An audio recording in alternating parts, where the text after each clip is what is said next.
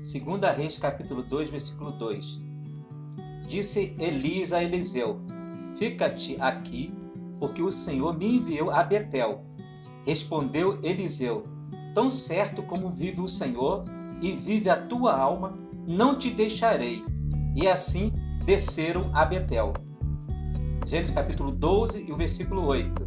Abraão, passando dali para o monte a oriente de Betel, armou a sua tenda. Ali edificou um altar ao Senhor e invocou o nome do Senhor. Betel é o lugar onde desistimos do mundo e nos voltamos para Deus absolutamente, tomando Deus como tudo. Jericó, a primeira cidade que Josué e o povo de Israel tiveram de derrotar quando entraram na boa terra, representa a cabeça do inimigo de Deus, Satanás. Betel é o lugar onde Abraão edificou um altar. O altar é um lugar de comunhão e comunicação com Deus. É o lugar onde nos consagramos a Deus. Enquanto Gilgal se refere à vitória sobre a carne, Betel refere-se à vitória sobre o mundo, porque o Egito representa o mundo. Vencer o mundo é a condição para sermos arrebatados e para recebermos o poder do Espírito Santo. Se o nosso coração não venceu completamente o mundo, assuntos e coisas do mundo, se essas coisas ainda não perderam o seu lugar no nosso coração, não poderemos chegar à meta que está diante de nós. Se um crente verdadeiramente deseja ser enchido com o Espírito Santo e ser arrebatado, ele tem de pagar o preço para tomar o caminho do Senhor, que é a jornada a um lugar onde o Senhor pode dar-lhe o seu Espírito. Temos de abandonar o mundo e aprender a ter comunhão com Deus no altar da consagração total.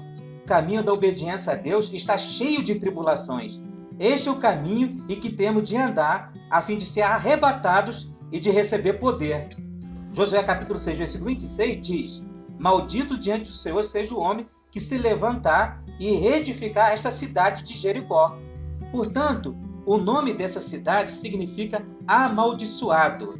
Essa passagem da história fala da vitória dos israelitas sobre os inimigos de Canaã. Os cananeus representam os espíritos malignos, que são do diabo. Eles são as forças espirituais do mal nos lugares celestiais mencionados em Efésios capítulo 6, versículo 12. Vencemos a carne e o mundo. Agora ainda temos de vencer o inimigo. A única maneira de vencer o inimigo é crer na palavra de Deus, agir segundo a sua palavra e crer que receberemos os resultados de levar a cabo a sua palavra. Deus falou isso, basta. Os homens de Jericó disseram que tinha uma cidade. Nós dizemos que temos a palavra de Deus. Os homens de Jericó disseram que a sua cidade era alta como o céu. Nós dizemos que o nosso Deus está no céu. Os homens de Jericó disseram que todo lugar rodeado pela sua cidade lhes pertencia. Nós dizemos que Deus nos prometeu todo lugar que as solas dos nossos pés pisarem. A verdadeira luta espiritual é uma luta entre nós e Satanás, com seus espíritos malignos. Todos os crentes maduros devem juntar-se a essa luta. Os filhos de Deus na terra são frequentemente atacados pelos espíritos malignos. Alguns desses ataques são dirigidos à atmosfera, alguns ao corpo, mente, emoção ou espírito. Não foi por poder que Jericó caiu, mas porque os israelitas confiaram na palavra de Deus e permaneceram firmes na sua posição.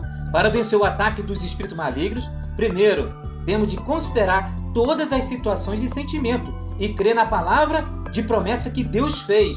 Isso derrotará o inimigo. Segundo, temos de permanecer na posição que Cristo nos deu, que está no céu, e devemos empurrar Satanás e seus espíritos malignos para a sua posição inferior.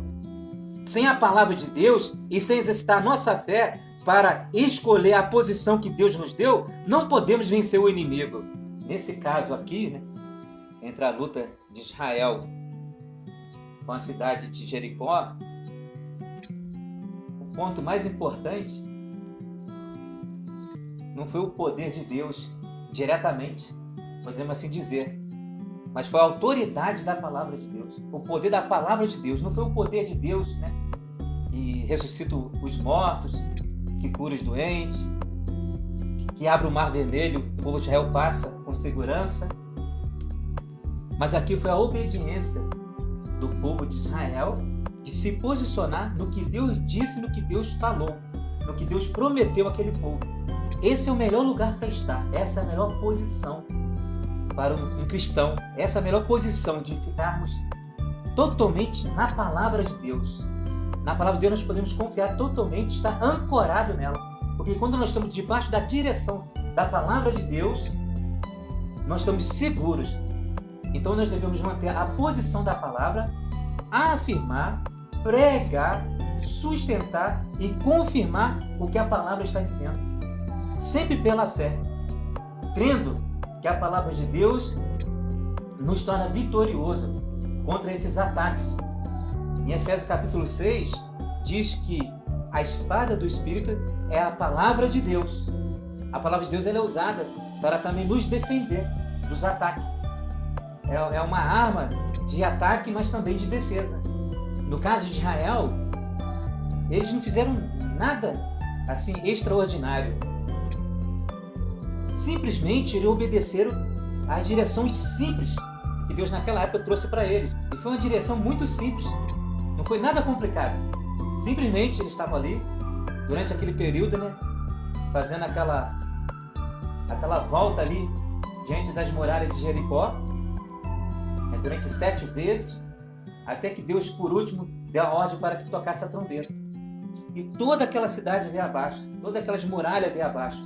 E ali foi a vitória de Deus contra os espíritos malignos, porque o povo de Jericó representa o ataque do inimigo por meio dos seus espíritos malignos. Que possamos cada dia nos posicionar pela palavra de Deus e saber que Deus sustenta a sua palavra, a sua promessa. O que está escrito é o que Deus falou. Ele não muda a sua palavra. E jamais podemos negociar a palavra de Deus.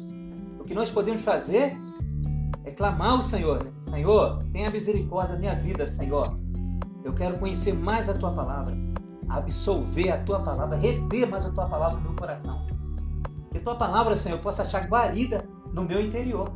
Então não precisamos temer. Graças ao Senhor.